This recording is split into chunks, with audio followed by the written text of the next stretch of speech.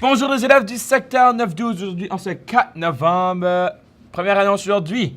La garderie L'Envolée est présentement à la recherche d'étudiants pour combler des postes à temps partiel. Si tu es entre la 10e et la 12e année et que cette opportunité t'intéresse, les informations sont disponibles au secrétariat.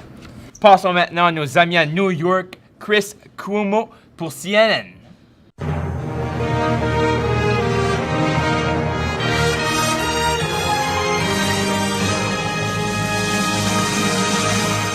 Bienvenue à CNN. Je suis Chris Cuomo. Et je suis Alison Camerata.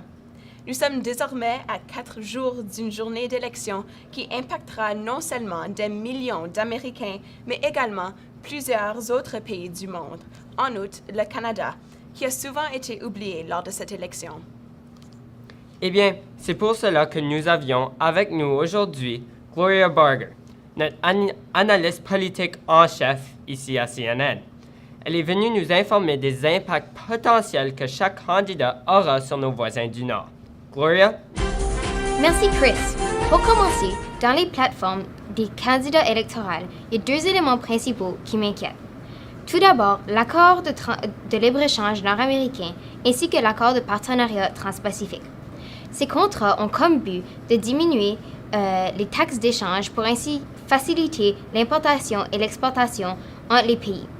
Les 2 candidats comptent altérer ces contrats, mais alors que Clinton affirme être prête à renégocier, Trump les qualifie tout simplement de désastre. Voyez-vous, depuis la signature de l'accord de libre-échange nord-américain, on a pu constater une augmentation de l'exportation canadienne, qui est une bonne chose. Donc, son abolition aura un impact négatif tout aussi important que, justement négatif, pour l'économie canadienne. Le deuxième élément qui m'inquiète beaucoup est l'oléoduc ou pipeline Keystone d'environ 2000 km qui passerait au Canada. Mme Clinton, qui croit aux sources d'énergie verte et au changement climatique, ne désire pas voir le projet aller de l'avant. Cependant, Trump affirme vouloir s'y mettre immédiatement et dit tout simplement que le changement climatique est un mythe chinois. Cela dit, si la construction de l'oléoduc a lieu, ce serait un gain pour l'économie, mais les répercussions environnementales seraient marquées tant pour le Canada que les États.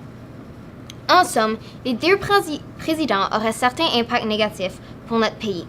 Cependant, la plateforme de Clinton ressemble beaucoup plus à l'idéologie canadienne et, encore là, selon sa plateforme, elle est beaucoup plus ouverte aux relations internationales que M. Trump et sa plateforme protectionniste. Merci bien, Gloria. Eh bien, avec une simulation de vote, la journée s'annonce passionnante.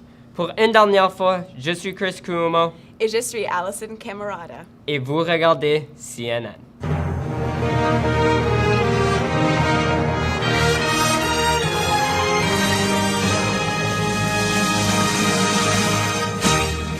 Bonne journée à tous.